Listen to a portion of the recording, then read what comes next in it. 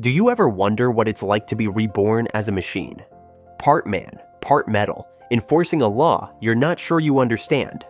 Today, we dive into the controversial 2014 remake of RoboCop.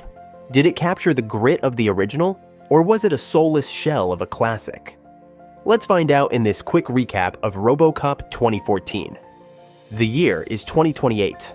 OmniCorp, a powerful corporation, has revolutionized security with advanced drones patrolling cities and war zones. These drones scan for threats, eliminating dangers before they escalate. A charismatic TV host, Novak, believes these robots can replace human police.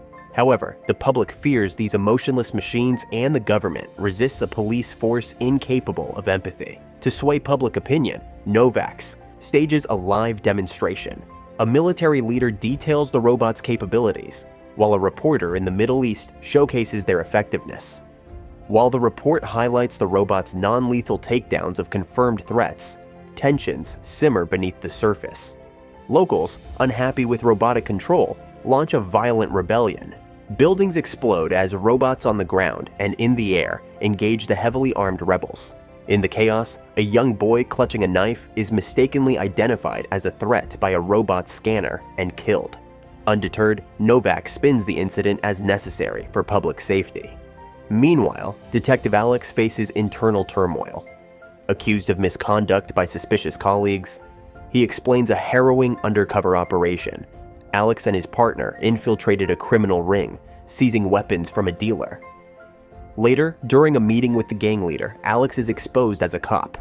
A gunfight erupts, and Alex escapes, tragically losing his partner. Alex's boss scoffs at his lack of backup, but promises to find the dirty cop who stole the seized weapons. Across the country, OmniCorp CEO Sellers struggles to convince the government of RoboCop's merits. The senators remain unconvinced, emphasizing the robot's lack of human compassion. Desperate for a solution, Sellers proposes a radical idea: a human-machine hybrid police officer. Dr. Norton, a specialist in emotional response prosthetics, helps a patient control his new mechanical hands for playing guitar. Their session is interrupted by Sellers, who proposes a project: building a human-machine police officer. Their search for a suitable candidate leads them to a group of retired, traumatized officers. Meanwhile, Alex, a dedicated cop, unknowingly becomes a target for corrupt colleagues who warn a criminal leader about Alex's investigation. Later, a bomb planted by the criminals leaves Alex critically injured. OmniCorp, a powerful corporation, offers Alex's wife, Clara, a chance to save him: a full-body robotic transformation. Clara, faced with graphic details of Alex's injuries, reluctantly agrees. A seemingly happy Alex dances with Clara 3 months later, but the scene shifts, revealing the truth. Alex is now 90% machine, his mind trapped in a metal shell. He struggles with his new form and memories, yearning for his old life. In a desperate attempt to escape, Alex utilizes his enhanced strength and speed to break free from the facility. Norton shuts him down remotely, then reveals the extent of Alex's injuries. Faced with the reality of his situation, Alex contemplates giving up. Norton reminds Alex of his family and allows him to speak with Clara, who expresses her love and desire for his return. Accepting his fate, Alex undergoes further modifications and training. His new instructor, Rick, views Alex as an unnecessary addition to the project. During a training simulation, Alex's reliance on human emotion proves to be a disadvantage compared to the cold logic of the machines.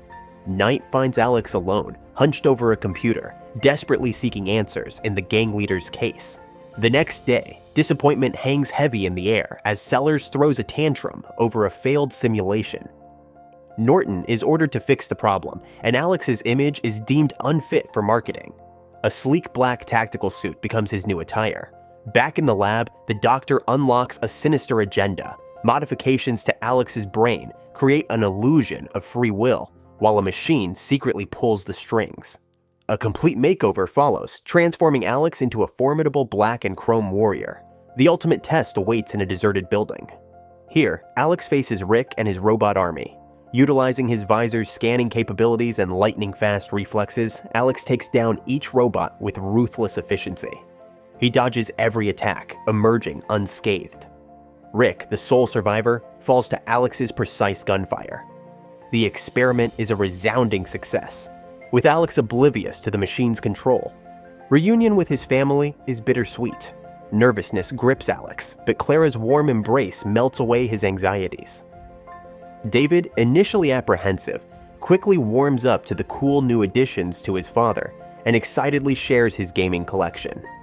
Sadly, their joy is short-lived. Alex is whisked back to the lab for maintenance, leaving behind a yearning for normalcy. A joyous reunion awaits Alex upon his return. His best friend, fully recovered, vows revenge on their attackers.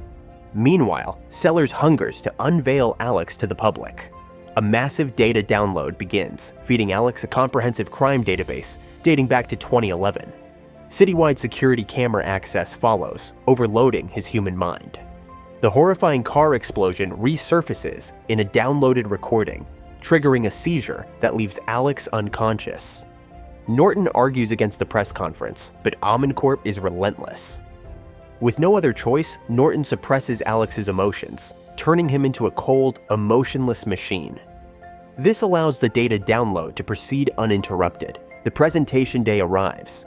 Alex, devoid of emotion, focuses solely on his duty. Familiar faces are reduced to mere data points, criminals or civilians, not loved ones.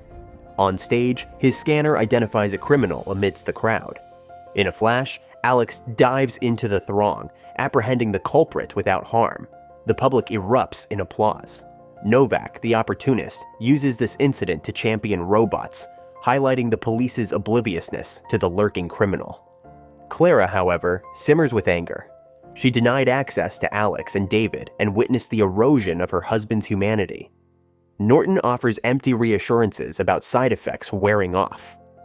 The station welcomes back a transformed Alex, determined to apprehend 13 criminals in a single day. Ignoring his friend's concern, he utilizes his newfound access to data and cameras to locate a drug dealer ring. Panic ensues as the dealers scatter, but Alex corners one, extracting the location of their hideout.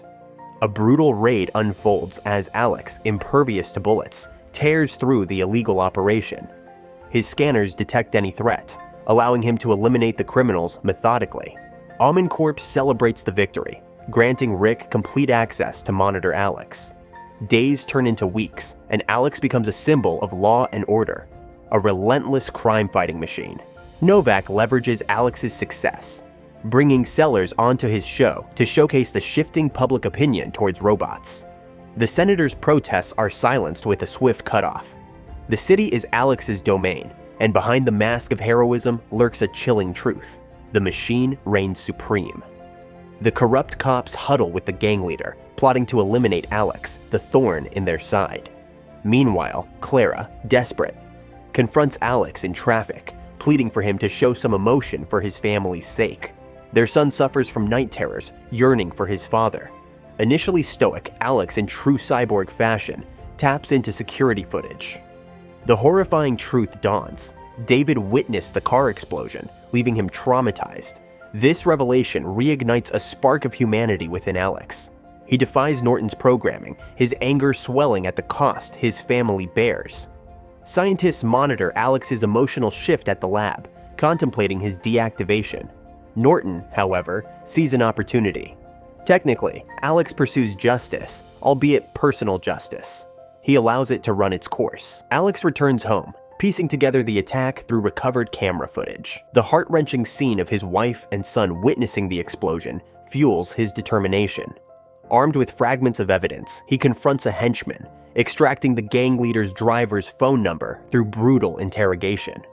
Tracking the driver's final call, Alex locates the gang's hideout. News of his pursuit reaches the corrupt cops and the gang leader, who prepares for a violent encounter. Night descends as Alex infiltrates the base on his motorcycle. His night vision activated. A brutal gunfight erupts. No number of criminals or bullets can stop him. He tears through the base, eliminating every threat, albeit not unscathed.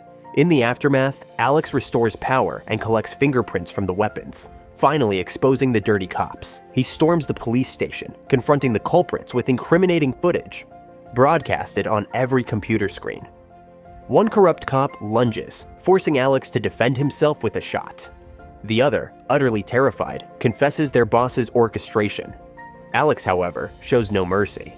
He confronts the boss, demanding a confession. Rick intervenes, seizing the opportunity for PR.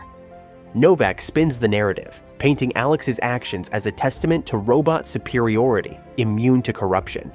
The government is debating the implementation of robots in the police force, but their plans are disrupted by Clara's emotional plea on live television. She denied access to Alex, and she exposed OmniCorp's silence. Clara's defiance worries Sellers. He fears her reawakening Alex's humanity, jeopardizing control. Decommissioning Alex would expose flaws in their project. A more dramatic exit is needed. Sellers plots Alex's demise, framing him as a tragic hero. Initially enraged by the order, Norton is swayed by a 10-year lab funding offer. With a condition, Alex's family must be compensated. Sellers agrees and then instructs Rick to prepare the robotic assassins. In a race against time, Alex is presumed dead by both the government and his former employer. While Norton helps Alex regain some freedom, Alex discovers a hidden agenda and fights through waves of robots to confront the mastermind, Rick. Despite being programmed not to harm humans, Alex's love for his family allows him to break free and kill Rick, albeit at a cost. News of the chaos sparks outrage, leading to the cancellation of the robot law and Norton's confession. Meanwhile, a furious Novak tries to hold on to the dream of robots in America. If you enjoyed this recap and want to stay tuned for more movie breakdowns, hit the subscribe button. Also, don't forget to leave a comment below, letting me know what movie you'd like to see next.